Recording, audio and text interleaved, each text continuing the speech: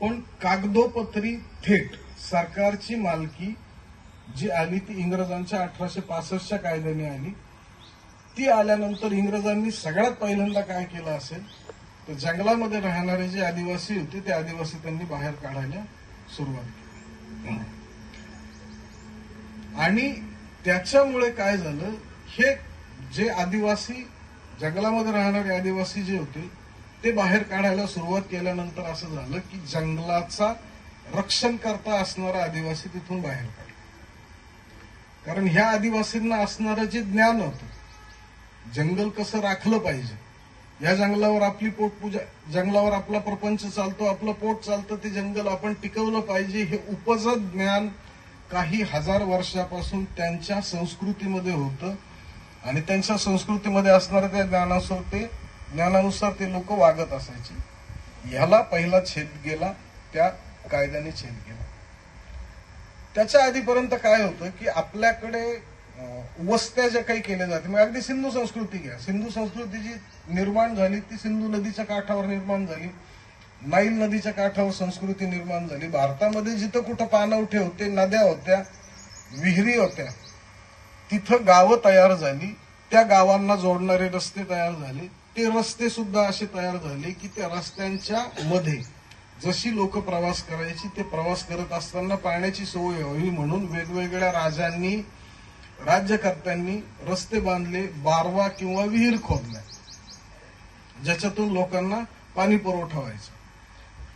म्हणजे जिथं पाण्याची सोय आहे तिथं वस्ती आणि तिथं नागरीकरण, ह्या पद्धतीने शहरं वाढली. म्हणून ती शहरं 500, 600, 700, 800 वर्ष टिकली आणि मोठी झाली.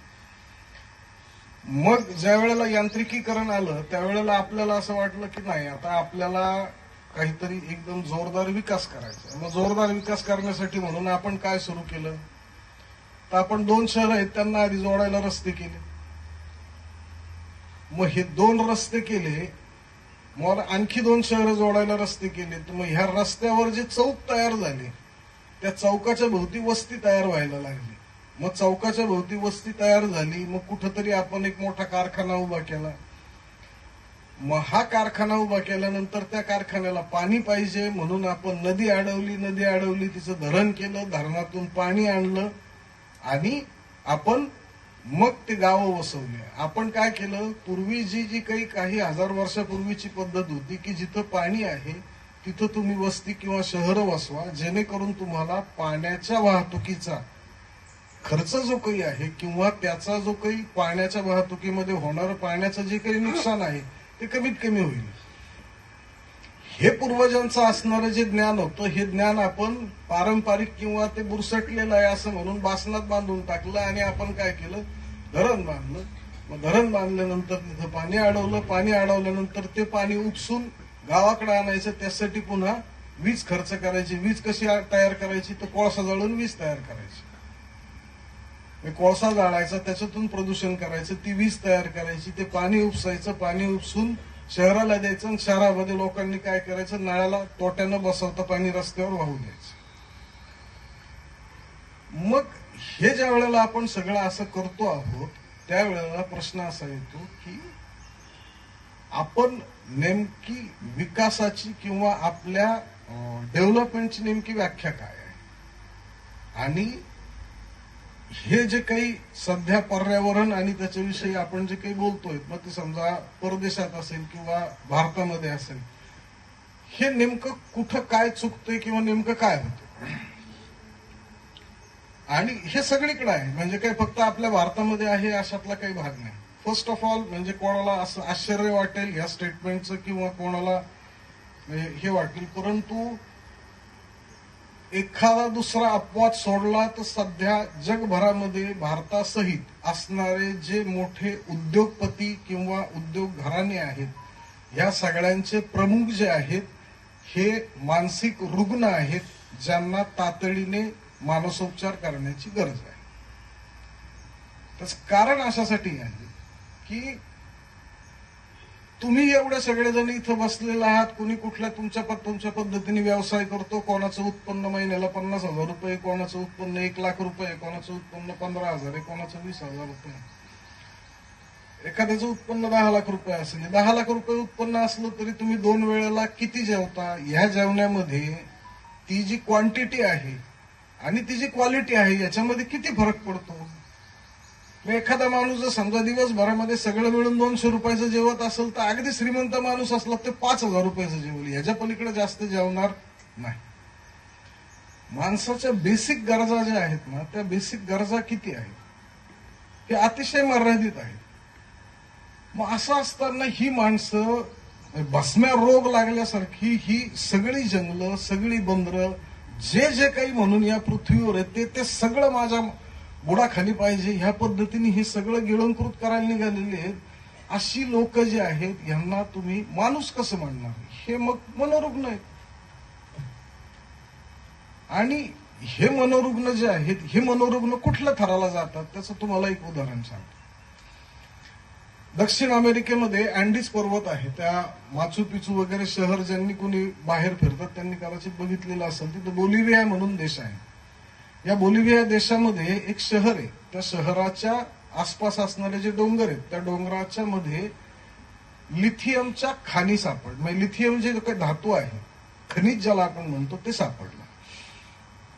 आता हे लिथियम कशासाठी वापरलं जातं, तुम्ही सगळेजण मोबाईल वापरता त्याच्यामुळे हे शब्द गेलेला आहे. लिथियम आयन बॅटरी असते, तर त्या बॅटरी जी काही मोबाईल किंवा ह्या गाड्यांना चार्ज करण्यासाठी जी बॅटरी तयार केली जाते त्या बॅटरीमध्ये ते लिथियम वापरलं जातं.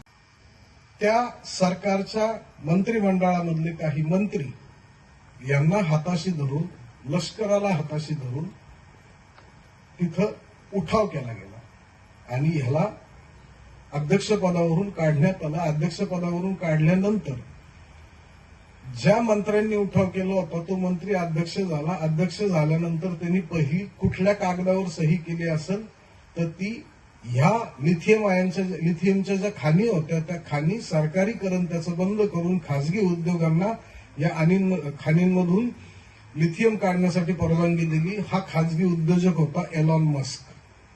ज्याला कोणाला एलॉन मस्क हा टेक्नोसॅव्ही किंवा शास्त्रज्ञ किंवा असा काहीतरी इलेक्ट्रिक वाहनांमधला क्रांतिकारक वगैरे वाटतो असं काही नाही. हा माणूस शुद्ध मनोरुग्ण आहे की जो माणूस लिथियमच्या खाणी मिळवण्यासाठी एका देशातलं समाजवादी सरकार पाडतो आणि आपल्याला पाहिजे तो मंत्री तिथं अध्यक्ष म्हणून नेमतो आणि त्या खाणी आपल्या ताब्यात घेतो. हा माणूस क्रांतिकारक किंवा ऊर्जा वाचवणारा वगैरे असू शकत नाही. हा शुद्ध धंदेवाईक आहे. हा मनोरुग्ण. सुदैवाने तिथल्या लोकांनी रस्त्यावर येऊन ह्या गोष्टीचा विरोध केला. त्या नव्याने सरकार निर्माण केलेल्या उद्योगपतींच्या धार्जिना असणाऱ्या अध्यक्षाला पुन्हा राजीनामा द्यायला लागला. राजीनामा देऊन पुन्हा निवडणुका झाल्या, पुन्हा समाजवादी सरकार आलं आणि पुन्हा खाणी ज्या आहेत त्या आता ह्या क्षणाला सरकारी मालकीच्या खाणी आहेत. व्हेनेझुएला आता रिसेंटली तुम्ही ते सगळा स्कूप सगळा ऐकलेला असेल. मग तिथं साम्यवादी सरकार आहे, तिथं असं आहे, तिथं असं आहे, ह्या सगळ्या ज्या काही गोष्टी आहेत आणि हे सगळं जे काही तुमच्या समोर मीडियाने मांडलेलं आहे याच्यामध्ये साधा आणि अतिशय साधी गोष्ट आहे. व्हेनेझुएलामध्ये असणारं जे तेल आहे हे तेल व्हेनेझुएला कोणाला विकत होतं? क्युबाला विकत होतं. क्युबा साम्यवादी देश आहे, पण क्युबामध्ये आरोग्य व्यवस्था इतक्या उच्च दर्जाची आहे की व्हेनेझुएलाकडून क्रूड ऑइल घेतल्यानंतर पैसे रुपयात देण्याच्या ऐवजी संपूर्ण व्हेनेझुएलाची आरोग्य व्यवस्था क्युबा स्वतः चालवतो. क्रूड ऑइलच्या बदल्यामध्ये आरोग्य व्यवस्था अशा पद्धतीने ती सिस्टम केली जाते. आणि हे सगळं जे काही आहे अशा पद्धतीने समजा जर चालवलं आणि हे देश जर मोठे झाले आणि यांनी जर हे क्रूड ऑइल जे आहे हे जर क्रूड ऑइल माझ्या म्हणण्याप्रमाणे वापरलं, विकलं नाही तर माझ्या कंपनीचा कसा फायदा होईल? म्हणून अमेरिकेच्या अध्यक्षांनी त्या व्हेनेझुएलाच्या अध्यक्षाला पकडलं, उचलून नेलं. आता ते तेल साठे आम्ही ताब्यात घेतले तर आम्ही पाहिजे तसं उत्खनन करू आणि विकू.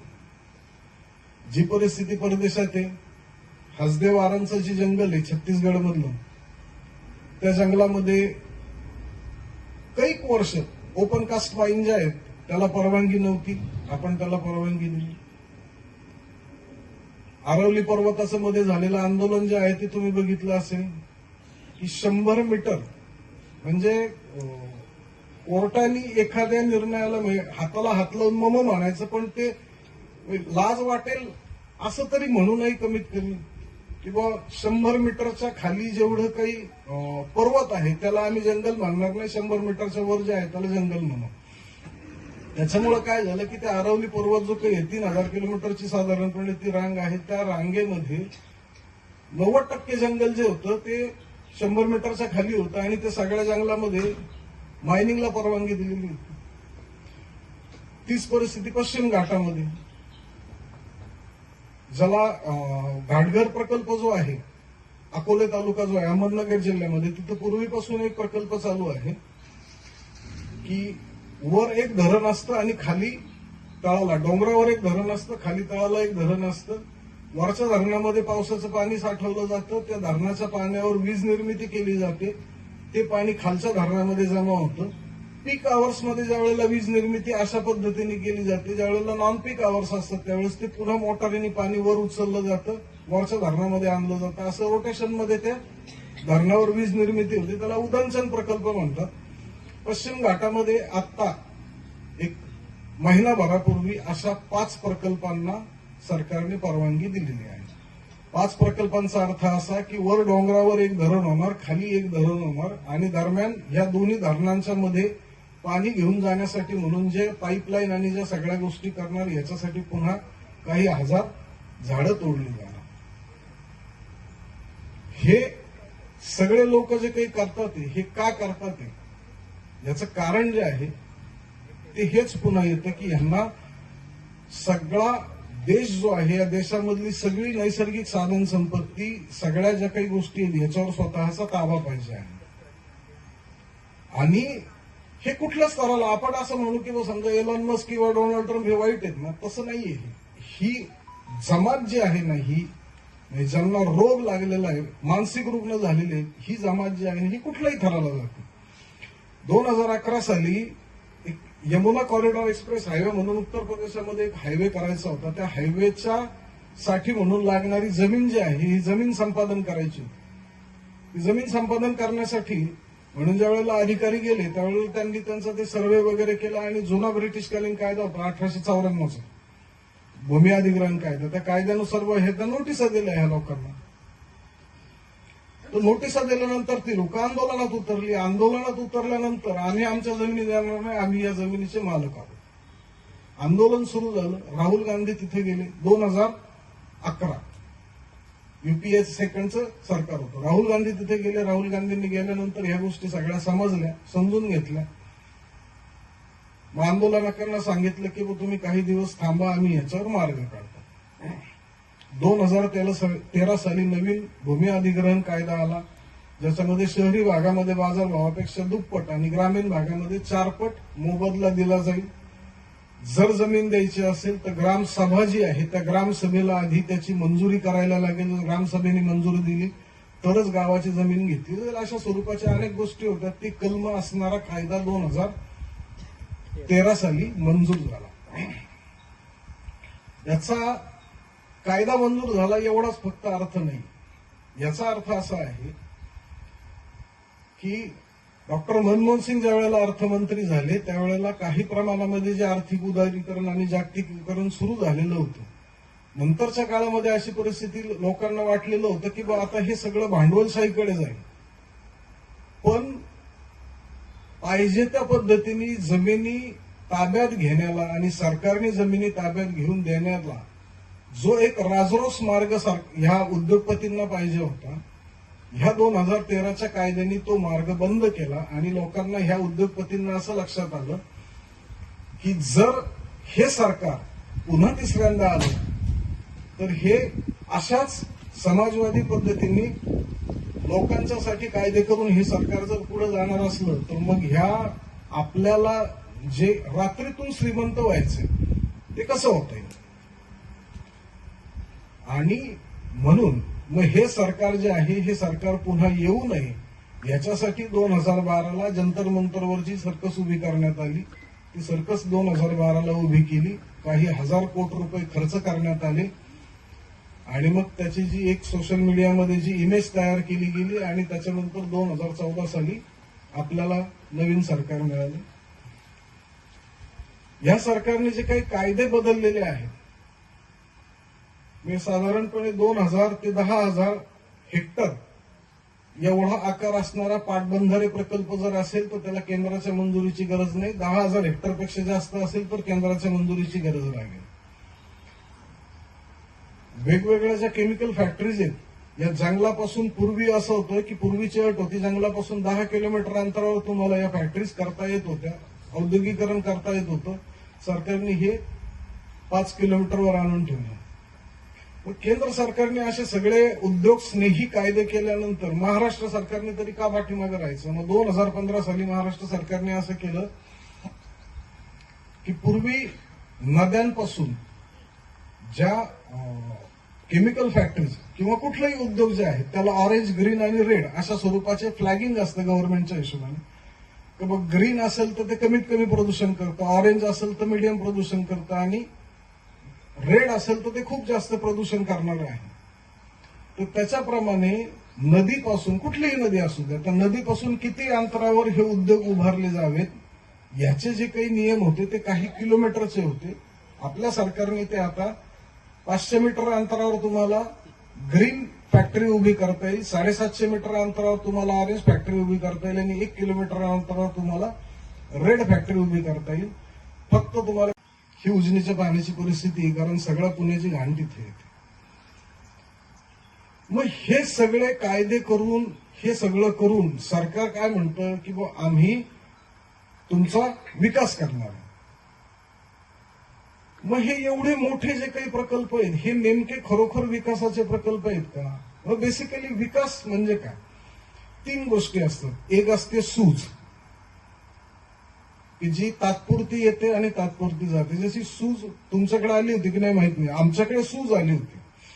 ज्या वेळेला समृद्धी हायवे झाला त्यावेळेला काही गावं अशी होती की त्या गावांमध्ये ज्या जमिनी समृद्धी हायवेसाठी गेल्या, तर ह्या 2013ला युपीए गव्हर्नमेंटने केलेल्या कायद्यानुसार त्या लोकांना जे पैसे मिळालेले होते त्यावेळेला 2000 लोकवस्तीचं जे गाव आहे त्या गावामध्ये एका दिवशी 35 बोलेरो, काहीतरी 12-14 स्कॉर्पिओ आणि 150 बुलेट आलेले होते. त्याच्यानंतर असं झालं की आसपासचे जे ढाबेवाले जे काही होते आणि दारूच्या दुकानावाले होते यांनी वर्षभर इतका धंदा केला की त्या ढाबेवाल्यांच्या आणि दारूच्या दुकानावाल्याच्या 3-3 मजली बिल्डिंग झाल्या. आणि ज्यांना पैसे मिळालेले होते त्याच्यातले फक्त 5% असे होते की ज्यांना ही अक्कल होती की हे पैसे आपल्या बापदादांच्या जमिनीचे आहेत, त्यांनी ते दुसरीकडे कुठेतरी जमिनीत गुंतवले. उरलेल्या 95% जे हे पैसे उडवले ते पुन्हा उरलेले 95% कोपरगावमध्ये मजुरी करायला दिसायला लागले. ही सूज जी येते आणि जाते. वाढ जी असते ती एकरेषीय असते. एखाद्या माणसाची आर्थिक वाढ होईल, त्याची आर्थिक प्रगती होईल, परंतु त्याला तुम्ही विकास म्हणत नाही. डेव्हलपमेंट ही काहीतरी एक वेगळी असते. काय असते डेव्हलपमेंट? ज्या वेळेला एखाद्या गावामध्ये एखादी आर्थिक सुधारणा होईल किंवा लोकांचं जीवनमान आर्थिकदृष्ट्या उंचावेल अशी एखादी योजना येते, कारखाना येतो, त्याच्या बरोबरीने त्या लोकांचा फक्त आर्थिक स्तर वाढला नाही तर त्याच्या बरोबरीने त्यांचा सामाजिक स्तर, त्यांच्या मुलांना मिळणारं शिक्षण, त्या लोकांना मिळणाऱ्या सांस्कृतिक गोष्टी, कला, साहित्य, ह्या सगळ्या गोष्टींचा जर समजा दर्जा त्याच्यामध्ये वाढला तर तुम्ही त्याला विकास म्हणू शकता. मग ते डेव्हलपमेंट झाली. मग जर समजा अशी डेव्हलपमेंट जर तुम्हाला करायची असेल तर मग हे समृद्धी महामार्ग जो काही आहे किंवा शक्तीपीठ महामार्ग आहे, समृद्धी महामार्ग आम्ही मागितलेला नव्हता, शक्तीपीठ महामार्ग कोल्हापूरकरांनी मागितलेला नव्हता, तरी तो आपल्यावर लादला गेलेला आहे. तशीच परिस्थिती. हे जे मोठे प्रोजेक्ट आहेत हे नेमके का आणि कशासाठी केले जातात आणि त्यांनी काय साध्य होतं? समृद्धी हायवे जो आहे, समृद्धी हायवेची गोष्ट अशी आहे की आत्ता ह्या क्षणाला समृद्धी हायवे हे जगातलं सगळ्यात मोठं धरण आहे. तुम्ही ते भाकरानांगल धरण म्हणा किंवा चीनचं 3 गॉर्जेस धरण म्हणा. चीनचं 3 गॉर्जेस धरण किती किलोमीटर असेल? 3 किलोमीटर असेल. भाकरानांगल किती? 2 किलोमीटर असेल. तुमचं जायकवाडी किती 500 मीटर असेल. समृद्धी हायवे हा 700 किलोमीटर लांब असणारं धरण. प्रत्येक पावसाळ्यात काय होतं की पूर्वी ज्या वेळेला हा समृद्धी हायवे नव्हता, साधा रस्ता जो होता, त्यावेळेला ह्या रस्त्याला छोट्या मोऱ्या होत्या. मोऱ्या म्हणजे काय की अगदी पूल नाही, परंतु रस्त्याच्या खालून पाईप टाकलेले होते. त्या पाईपनी पाणी इकडून तिकडे पाणी जायचं. रस्त्याच्या दोन्ही बाजूला असणाऱ्या ज्या शेती, या सगळ्या शेतीमध्ये नैसर्गिक उताराने पाणी येतं. सगळे शेतकरी बांध घालताना किंवा ताली घालताना काय करतात की जिथून पाणी वाहून जातं तिथं सलग माती टाकली जात नाही, तर काही दगडे टाकली जातात, दगडांवर माती टाकली जाते, जेणेकरून त्या दगडांमधून पाणी पुढे वाहून जाईल. हे व्यावहारिक शहाणपण हे आपल्या वाडवडिलांना काही पिढ्यांपासून आलेलं आहे. त्याच्या पद्धतीने ही सगळ्यांची शेती चालू होती. पाणी इकडून इकडं जायचं.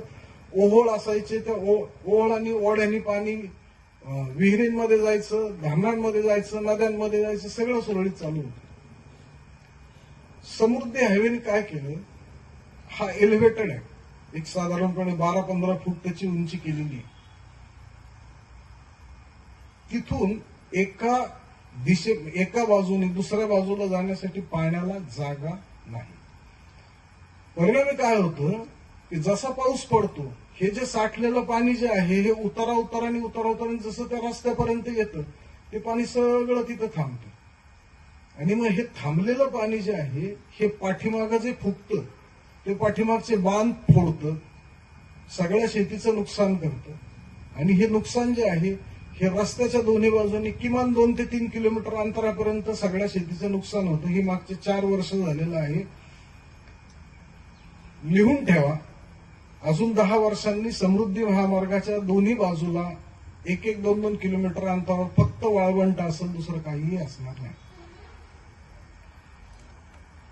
मग जर समजा हे असा महामार्ग किंवा हे जे मोठे प्रोजेक्ट आहेत, आता तुमच्याकडे त्या इटालियन कंपनी जी होती, ते असं केमिकल आहे की जे केमिकल काळानुरूप ज्याला डिझॉल्व्ह होतं किंवा ज्याचा इफेक्ट कमी होतो असं होत नाही, अशा केमिकलची फॅक्टरी आलेली आहे. किंवा अन्य हे प्रकल्प मोठे येतात. किती लोकांना नोकऱ्या मिळतात आणि त्यांनी नेमका किती विकास होतो ह्याचं जर समजा आर्थिक गणित काढायचं ठरलं तर हे सगळे मोठे प्रकल्प आहेत हे 100% बाद आहे. कारण ज्या प्रमाणामध्ये जमिनी अक्वायर केले जातात, ज्या प्रमाणामध्ये त्याला पैसे लावले जातात, ज्या प्रमाणामध्ये सरकार पाणी, रस्ते, वीज ह्या सगळ्या इन्फ्रास्ट्रक्चरचा पुरवठा करते, त्या प्रमाणामध्ये त्या प्रकल्पाकडून तुमच्या अर्थव्यवस्थेला काही उपयोग होतो का? ज्या वेळेला आपण अर्थव्यवस्थेला उपयोग म्हणतो त्यावेळेला काय आहे की मागाशी जो तुम्हाला मी उत्पन्नाचा मुद्दा सांगितला, जर समजा तुमचं 1 लाख रुपये उत्पन्न असेल आणि तुम्हाला एखाद्या शहरामध्ये तुम्ही राहताय, तुम्हाला 50,000 रुपये तुम्हाला सगळा मिळून खर्च येतो, उरलेले 50,000 रुपये तुम्ही कुठेतरी गुंतवता. तुमच्या उत्पन्नाच्या 50% पैसे तुम्ही खर्च करता, जे पैसे दर महिन्याला मार्केटमध्ये येतात. पण जो सगळ्यात तळाला असणारा माणूस आहे त्याचं जर समजा उत्पन्न महिन्याचं 15,000 रुपये असेल तर त्याला जगण्यासाठी हे 15,000 रुपये लागतात. तो सगळे पैसे 100% त्याचं जे उत्पन्न आहे त्याचा 100% खर्च जो आहे तो खर्च करतो. ते पैसे मार्केटमध्ये येतात. मार्केटमध्ये आलेले पैसे जे आहेत हे पैसे तो ज्यांच्याकडून खर्च करतो त्यांच्या खिशामध्ये जातात. तिथून हे पैसे मोठे जे उद्योग आहेत त्यांच्याकडे जातात आणि हा मागणी पुरवठ्याचं जे गणित आहे हे गणित सुरू होतं, चक्र फिरायला लागतं, तुमची अर्थव्यवस्था चालायला लागते. जर समजा ह्या मोठे प्रकल्प आणि मोठ्या कंपनी काही 1000 एकर जमिनी घेऊन एवढं सगळं पर्यावरणाचं नुकसान करून फक्त 200-400 लोकांना जर रोजगार देणार असतील तर तुम्ही त्याला डेव्हलपमेंट किंवा विकास म्हणणार का? मग विकासाचं मॉडेल नेमकं काय पाहिजे? कारण लोक काय म्हणतात, मग तुम्ही ह्याला विकास म्हणत नाही, मग तुम्ही सांगा काय करायचं ते. ज्या वेळेला आपण विकासाची व्याख्या करतो त्यावेळेला म्हणजे त्याची पहिली अट ही आहे की तो पर्यावरणपूरक असला पाहिजे किंवा सस्टेनेबल असला पाहिजे. साधारणपणे 1930च्या आसपास एक आर्किटेक्ट होता, तो आर्किटेक्ट, त्याला ब्रिटिश आर्किटेक्ट होता, त्याला चायनाला जायचं होतं आणि त्यावेळेला काही ही विमानं वगैरे हे नव्हते, त्याला ती जहाज होतं त्याचं, ते जहाज कोलकाता बंदरावर यायचं होतं आणि त्याच्यासाठी त्याला एक साधारणपणे 30 दिवसाचा कालावधी होता. या दिवसात काय करायचं म्हणून तो आर्किटेक्ट जो आहे तो वर्ध्याला गेला गांधीजींच्या आश्रमामध्ये. गांधीजींच्या आश्रमामध्ये गेल्यानंतर त्यांना तो भेटला आणि बोलायचं. बोलता बोलता त्यांनी गांधीजींनी त्याला विचारलं काय व्यवसाय काय काय नाही. मग त्यांनी गांधीजींना विचारलं की बा तुम्हाला काय वाटतं की बा सगळ्यात चांगलं घर कोणतं आहे. गांधीजींनी त्याला उत्तर दिलं की तुम्ही जिथं राहता, जिथं तुम्हाला घर बांधायचं आहे त्याच्या 30 किलोमीटरच्या परिघामध्ये ज्या काही वस्तू उपलब्ध असतील त्या उपलब्ध वस्तू एकत्र करून जर तुम्ही घर बांधत असले तर ते घर सगळ्यात चांगलं आहे. हे त्या माणसाने ऐकलं, एवढं एक वाक्य ऐकलं, त्याचं आयुष्य बदलून गेलं. त्याच्यानंतर 1930 पासून 1984 तो माणूस वारला. तोपर्यंत तो माणूस भारतात राहिला. तो कधीही पुन्हा चायनाला किंवा दुसरीकडे कुठेही गेला नाही. त्याचं नाव लॉरी बेकर.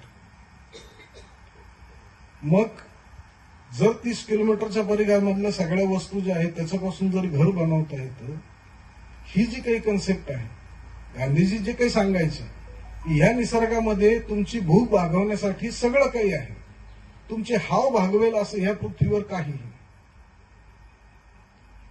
मग जर सस्टेनेबल ज्याला आपण डेव्हलपमेंट म्हणतो किंवा पर्यावरणपूरक विकास म्हणतो, हे नेमकं काय आहे.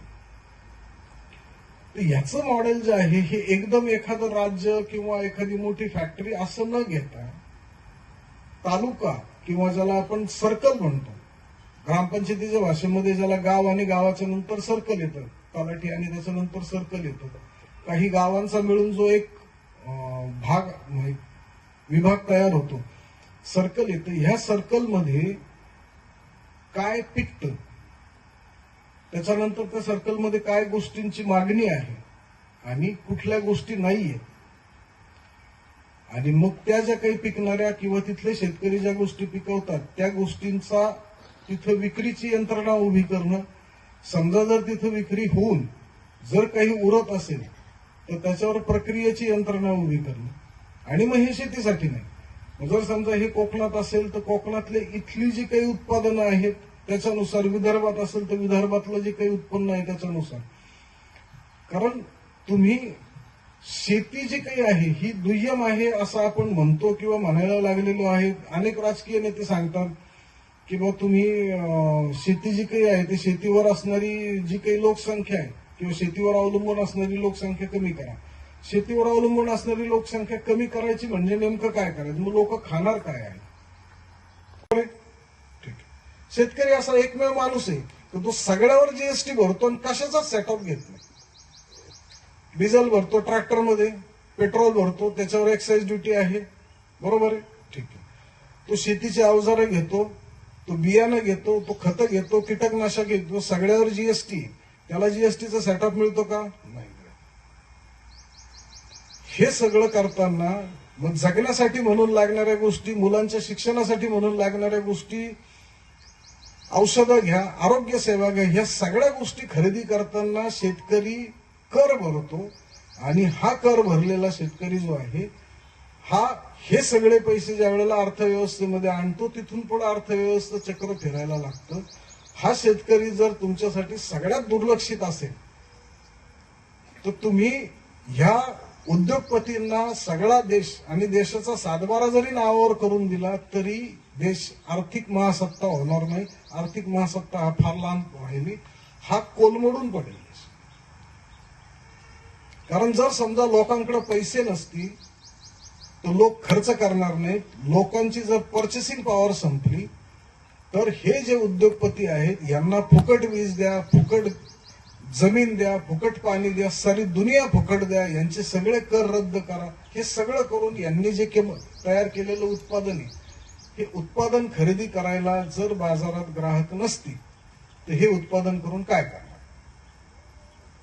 बाजारपेठ जर तुम्हाला चालवायची असेल तर तुम्हाला खाली तळातनं असणारा जो माणूस आहे त्याच्या हातामध्ये पैसा दिलाच पाहिजे आणि तोही पैसा त्याच्या व्यवसायातून दिला पाहिजे. 1,500 रुपये महिन्याला देऊन अर्थव्यवस्था चालत नाही, चालणार नाही. खेरापत वाटून अर्थव्यवस्था कधीही चालत नाही. की लोकांच्या हातामध्ये पैसा गेला पाहिजे. तो कसा, तर तो व्यवसायाच्या माध्यमातून गेला पाहिजे. ह्याला तुम्ही सस्टेनेबल जे विकासाचं मॉडेल जे आहे ते म्हणू शकता, की जे तुमचं मॉडेल जे आहे हे जास्तीत जास्त 10 ते 15,000 लोकसंख्या जी आहे तिचा विचार करून तयार केलेलं मॉडेल असेल. अशा पद्धतीने जर समजा तुम्ही तयार करायला गेले तर मग तुम्ही तालुका, मग जिल्हा, मग राज्य ह्या पद्धतीचं तुमचं त्या त्या विभागाचं त्या त्या पद्धतीचं मॉडेल जे आहे ते तुम्ही विकासाचं तयार करू शकता. पण हे सगळं जर करायचं ठरलं तर मग हे जे काही उद्योगपती आहेत, जे मानसिक रुग्ण झालेले आहेत, ह्या उद्योगपतींना मग जमिनी कशा द्यायच्या, मग यांना विमानतळ कसे द्यायचे, यांना बंदरं कसे द्यायचे, यांना ह्या सगळ्या गोष्टी ताब्यात कशा द्यायच्या.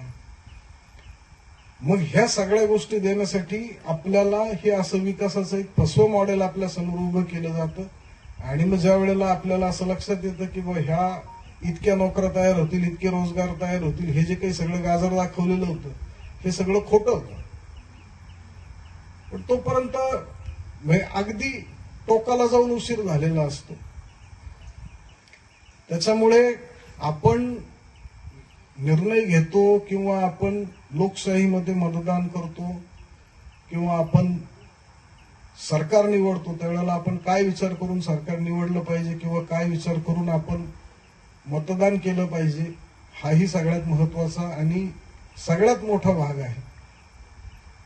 आपण जसा विचार करतो, आपली जशी मानसिकता असते तसाच आपल्याला सरकार मिळतं. हे त्रिवार सत्य आहे. राष्ट्र सेवा दलाच्या बाबतीमध्ये ह्या सगळ्या गोष्टींचा रेफरन्स आणि कॉन्टॅक्ट जो काही आहे, आम्ही शाळेत असताना सेवा दलाच्या शाखेमध्ये जायचो. ज्या मैदानात सेवा दलाची शाखा भरायची त्या मैदानामध्ये संघाची शाखा भरायची. आणि नगरला त्या आमच्या ज्या शाखा जिथं भरायच्या तिथं सगळे खेळ आम्हाला शिकवले जायचे. सिनियर्स जे होते ते खेळ शिकवायचे, वेगवेगळ्या लोकांची भाषणं व्हायची, आमच्या कानावर ह्या सगळ्या गोष्टी पडायच्या. त्याच्यामुळे असं झालं की आमच्या कुटुंबामध्ये सेवा दलाची जी काही परंपरा होती ती सेवा दलाच्या परंपरेमुळे आमची मानसिकता जडणघडण जी आहे ती धर्मनिरपेक्ष संविधानवादी झाली. त्याच्यामुळे आमचं कुटुंब किंवा आमच्या कुटुंबामध्ये पुढे ही सगळी जी काही परंपरा आहे ही पुढे चालत आली. आपली अडचण, आपला प्रॉब्लेम असा झालेला आहे की एक मॅनेजमेंट मधली एक थिअरी आहे, तेवढी शेवटची ती सांगतो तुम्हाला मी. ती थर्ड जनरेशन थिअरी आहे. ती थर्ड जनरेशन थिअरी अशी आहे की एक साधारणपणे पहिली पिढी जी असते ही कुठलाही व्यवसाय घ्या, कुठलाही देश घ्या, काहीही घ्या, समाज घ्या, काही एनिथिंग, पहिली पिढी प्रचंड कष्ट करते, अगदी हलाखीमधून दिवस काढते आणि एक एक एक एक वीट रचत मग जे काही उद्योग आहे, व्यवसाय आहे, जे काही साम्राज्य आहे ते उभं करते. हे करत असताना 30-40 वर्ष तो जो माणूस आहे तो अविरत कष्ट करत राहतो. तो कष्ट करत असताना त्याचं सगळं आयुष्य त्याच्या पाठीमागे जातं. त्याची जी दुसरी पिढी आहे ती दुसरी पिढी हे सगळं बघत असते. आपल्या वाडवडिलांनी काय कष्ट केले हे सगळं हे दुसऱ्या पिढीला माहिती होतं. दुसरी पिढी जिथं पहिल्या पिढीने सोडलं तिथपासून हे सगळं पुढे नेण्याचा प्रयत्न करते.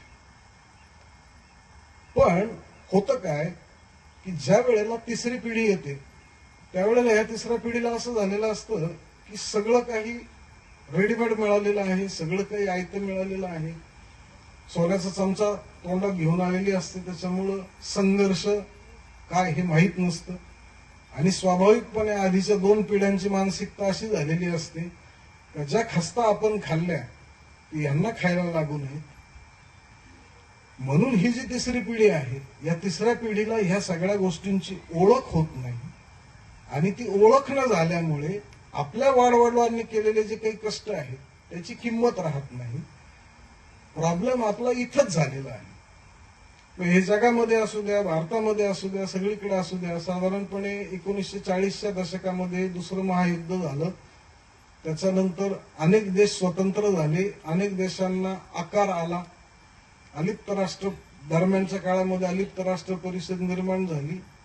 त्या काळामध्ये एक साधारणपणे 60-70च्या दशकापर्यंत म्हणजे आमच्या आजोबा वगैरे जे होते किंवा वडिलांच्या सिनियर जे काही लोक होते त्या लोकांना हा देश उभारण्याची आणि भारताचं निर्माण करण्याची जी आस होती त्यांनी त्या पद्धतीने काम केलं. त्या सगळ्यांनी झोकून देऊन काम केलं.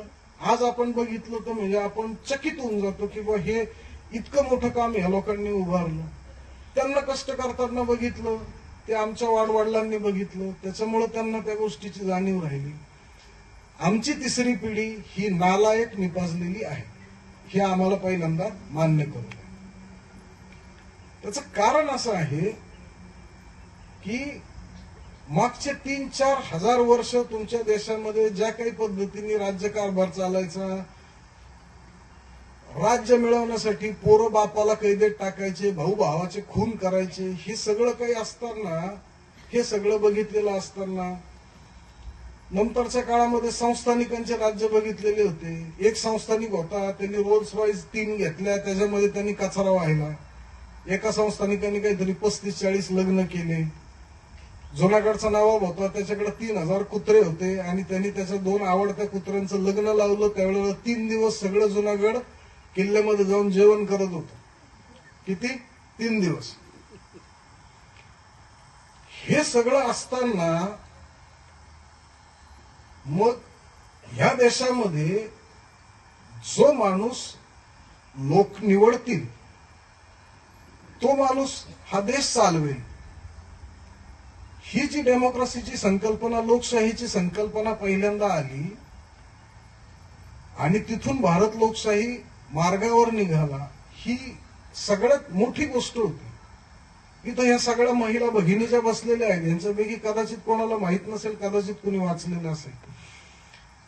लोकशाहीची जननी म्हणतो आपण. फ्रेंच राज्यक्रांती झाली, अमेरिकेमध्ये लोकशाही आली. अमेरिकेमध्ये 500 वर्षापासून लोकशाही आहे.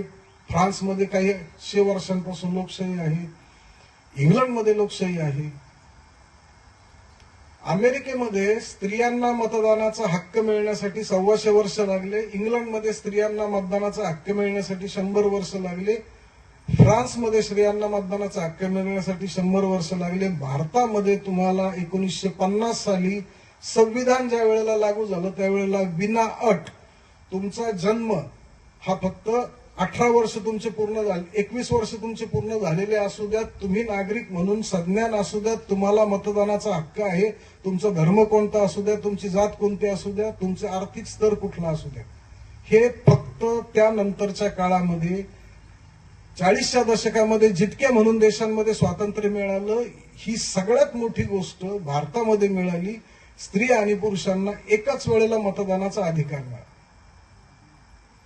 मग हे सगळं आपल्या बरोबर घडलेलं असताना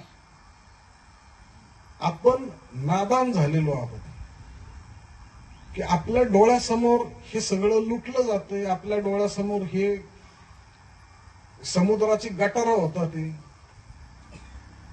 तुम्ही ते कच्छच्या रणाच्या जाहिराती वगैरे बघता का? त्या पर्यटनाच्या बघता की नाही? तिथलं समुद्र किनाऱ्याच्या जाहिराती येतात का? कारण ते गटार झालेले. आपल्याला आपले समुद्र किनारे गटार करायचे की नाही करायचे हे आपल्या हातात आहे. आणि आपण काय करू किंवा आपण काय करणार असं ज्या वेळेला आपण म्हणतो ना, त्यावेळेला मी काल परवाच लिहिताना हा विषय झालेला होता की अगदी ते ऐतिहासिक काळ वगैरे सगळं सोडून द्या. म्हणजे या काहीशे हजार वर्षांमध्ये भारतात कोणी किती त्याग केला वगैरे हे सगळं सोडून द्या. त्याच्यानंतर वल्लभभाई पटेल, विठ्ठलभाई पटेल, मोतीलाल नेहरू, जवाहरलाल नेहरू, नाथ पै आणि त्यावेळेला त्या स्वातंत्र्य आंदोलनामध्ये असणारे बहुतेक सगळे जण जे काही होते हे सगळे जण बॅरिस्टर होते. कोणी इंग्लंडला शिकून आलेले होते आणि well to do. C D. Deshmukh ICS मध्ये पहिले आलेले होते. सुभाषचंद्र बोस ICS परीक्षा पास झालेले होते. बेटर चॉईस होता ना. वकिली चाललेली आपली, व्यवस्थित वकिली करायची, चांगल्यापैकी पैसे मिळवायचे, हवेली बिवेली बांधायची, सगळं काही करायचं व्यवस्थित, काही अडचण नव्हती. मग सुभाषचंद्र बोस किंवा सी डी देशमुख ते तर सिव्हिल सर्व्हिसेस मध्ये होते. सुभाषचंद्र बोस कदाचित जर समजा इंग्लंडच्या व्हायसरॉय समोर जर त्यांनी समजा हात झुकून नमस्कार वगैरे केला असता तर कदाचित चीफ सेक्रेटरी झाले असते. हे सगळं असताना त्यांनी जे काही केलं त्याला आज आपण काय म्हणतो माहितीये का? आज आपण त्याला असं म्हणतो की हे काय लष्कराच्या भाकरी वाजायची कामं चालू आहेत. जर समजा ह्या सगळ्या माणसांनी ह्या लष्कराच्या भाकरी भाजायला जर नकार दिला असता तर आज आपण कुठे असतो? मग जर समजा हे त्यांनी त्यावेळेला केलेलं आहे तर ही तिसरी जनरेशन जी आहे ही कालपर्यंत जरी नादान होती तरी आज ह्या जनरेशनला कळालेलं आहे की भारतासाठी आमच्या आधीच्या पिढ्यांनी काय त्याग केलेला आहे आणि त्याच्यानंतर आम्ही पुढे काय करणार आहोत ही आपली जबाबदारी आहे. आणि ही आपली जबाबदारी अतिशय साधी आणि सिंपल आहे. मी हे पुन्हा गांधीजींचं उदाहरण देतो. गांधीजींच्या सगळ्या स्वातंत्र्य लढ्याचं एक साधं आणि सिंपल सूत्र होतं, minimum sacrifice from the maximum people. जास्तीत जास्त लोकांकडून कमीत कमी त्यागाची अपेक्षा करणे. अगदी प्रत्येकाने रस्त्यावर उतरावं आणि प्रत्येकाने लढाया कराव्यात किंवा प्रत्येकाने तुरुंगात जावं अशातला काही भाग नाही. तुमच्या कुटुंबामध्ये, तुमच्या नातेवाईकांमध्ये, तुमच्या मित्रमंडळींमध्ये, तुमच्या आप्तेशांमध्ये किमान एक 50 लोक 25 लोक अशी तुम्ही शोधून की ज्या माणसांना ही संविधानिक मूल्य काय आहे, लोकशाही काय आहे, आपला अभिव्यक्ती स्वातंत्र्य काय आहे, नागरिक म्हणून आपली कर्तव्य काय आहेत, नागरिक शास्त्र म्हणजे काय आहे, आपले हक्क काय आहे, या सगळ्या गोष्टी जर समजा आपण सातत्याने सांगत गेलो आणि तेवढंच फक्त प्रत्येकाने 50 माणसांमध्ये जर समजा 25 माणसांमध्ये जर बदल करत गेले आणि सगळ्यात महत्वाची गोष्ट जे आम्हाला राष्ट्रसेवा दलांनी शाळेच्या वयामध्ये शिकवलेलं होतं त्या वयाच्या मुलांमध्ये जर सगळं हे रुजवायला सुरुवात केली तर कदाचित ही जी आमची जनरेशन आहे, आज 45-50 मध्ये असणारी आमची जनरेशन आहे, ही कदाचित जाईल. पण ह्या मुलांची जी पुढची जनरेशन आहे त्यांना ज्या वेळेला ह्या संविधानिक मूल्य, भारत आणि लोकशाही ह्या सगळ्या गोष्टींचं महत्व पटेल त्यावेळेला मग हे या देशाची जी लूट आहे त्याच्या विरोधामध्ये ही मुलं उभी राहतील आणि पुन्हा जाऊन पुन्हा दुसरा स्वातंत्र्य लढा उभा राहील आणि पुन्हा भारत लोकशाहीच्या मार्गावर चालेल याची नक्कीच खात्री आहे. कारण काय आहे की जे कट्टरवादी राजकारण असतं ना हे नेहमी द्वेषाच्या पायावर उभं असतं. कोणाचा तरी द्वेष करून तुम्ही कट्टरवादी राजकारण उभं करू शकता. लोकशाहीवादी राजकारण ही नेहमी सगळ्या लोकांना बरोबर घेऊन प्रेमाच्या पायावर उभं असतं. द्वेषाचं ओझं असतं आणि प्रेमाचा आनंद असतो. त्याच्यामुळे ज्या वेळेला आपण ह्या लोकशाही मार्गाने जाऊ त्यावेळेला निश्चितच आज नाही उद्या आपल्याला यश मिळेल आणि पुन्हा ही जी जल जमीन जंगल जे आहे हे पुन्हा सामान्य भारतीय आदिवासी आणि ज्या लोकांचा ह्या संपत्तीवर हक्क आहे त्या माणसांच्या पुन्हा मालकीचं होईल ही सदिच्छा व्यक्त करतो आणि थांबतो. जय हिंद, जय महाराष्ट्र.